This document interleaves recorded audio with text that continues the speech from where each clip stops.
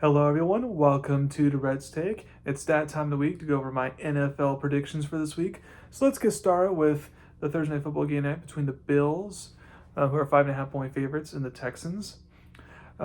Since quarterback CJ Stroud is still out for Houston right now, I assume Buffalo's going to win this game.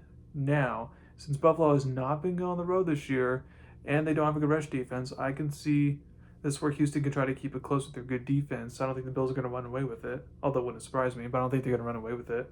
So I have Buffalo winning 24-17. Next, you got the Colts versus the Chiefs, are 3.5 point favorites. If the Chiefs want to make the playoffs, they must win this game. The Colts are coming off a much needed bye week. I think I think the Chiefs defense is going to need to step up in this game. Why? Because Colts quarterback Dalen Jones is starting to show some regression. So if the defense can make him look like the former version of himself with the Giants, then the Chiefs offense should just get by in this game, therefore they can get a win. I think then that is what will happen. I have Chiefs winning 22-20. Next, you get the Steelers versus the Bears. With quarterback Aaron Rodgers potentially being out this game for Pittsburgh, I think Chicago should continue their winning streak and get a win. Even if Rodgers does play, I think the Bears offense can win in this game. I have Chicago winning 24-14. Next, you got the Patriots, who's 6.5 point favorites, versus the Bengals. The Patriots offense should do its thing against a bad Bengals defense. Then, without star receiver Jamar Chase playing in this game, I don't expect the Bengals offense to look very good this week, even if Joe Burrow comes back from his toe injury. Which, in my opinion, if I were him, I would sit out this week and then wait till next week when Jamar Chase is back. Or just technically don't come back at all. You're not going to make the playoffs this year. You're just wasting your time. But that's what I would do if I were him. But, that's just me. Therefore, I expect the Patriots to win this game. I have the Patriots winning 34-20. Next, you got the Jets versus the Ravens, who are 13.5 point favorites.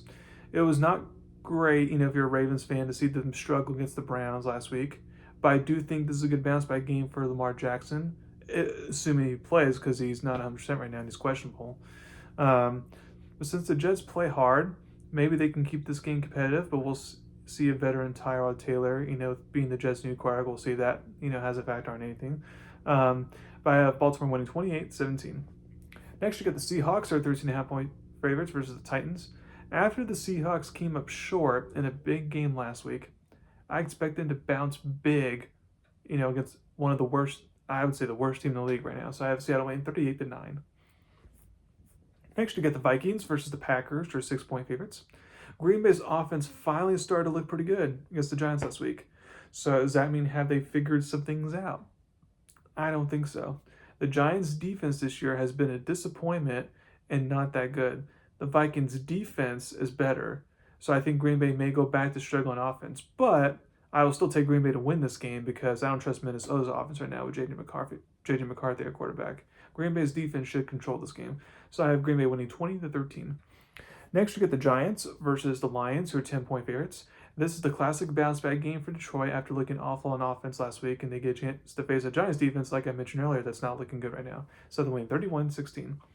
Next, you get the Jaguars, who are 3 point favorites, versus the Cardinals.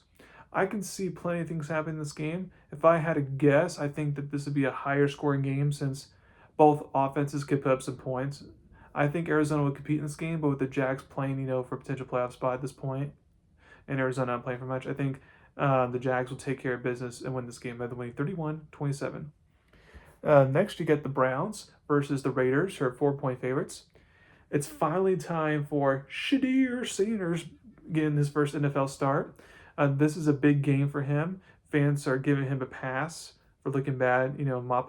Not Mappa did, but having to come in last week once Dylan Gabriel suffered a concussion since he didn't get any first team reps.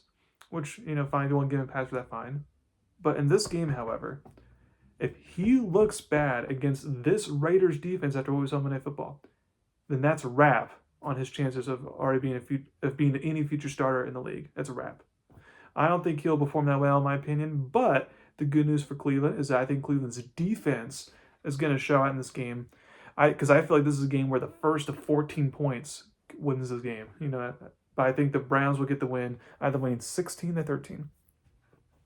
Next, you got the Falcons versus the Saints, who are 2.5 point favorites. Kirk Cousins is finally being back to starting quarterback for Atlanta after getting benched last year and losing his spot.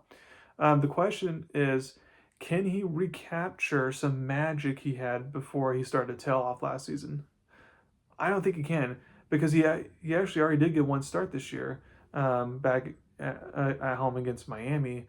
I think it was like 3 weeks ago, whatever it was, and in that game, he was awful. I think he's washed up at this point, in my opinion. So I think the Saints, coming off a bye week, can continue their momentum they had before the bye week and get back-to-back wins.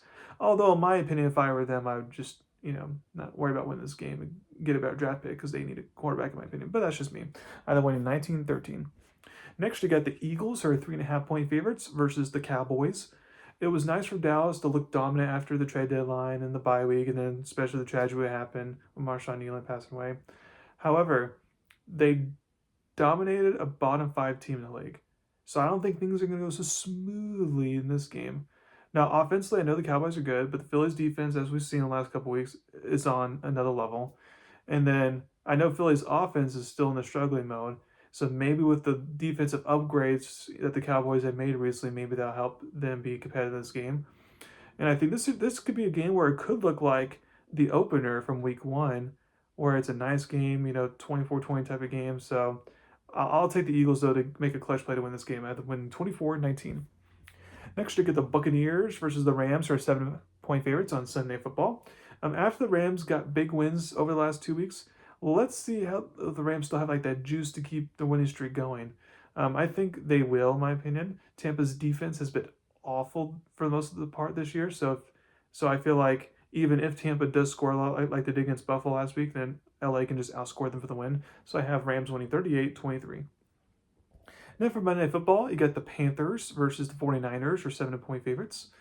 I would say out of all the games this week, this is a game I'm just really not sure what to expect here. Because one week Panthers look like a playoff team, another week they look like garbage.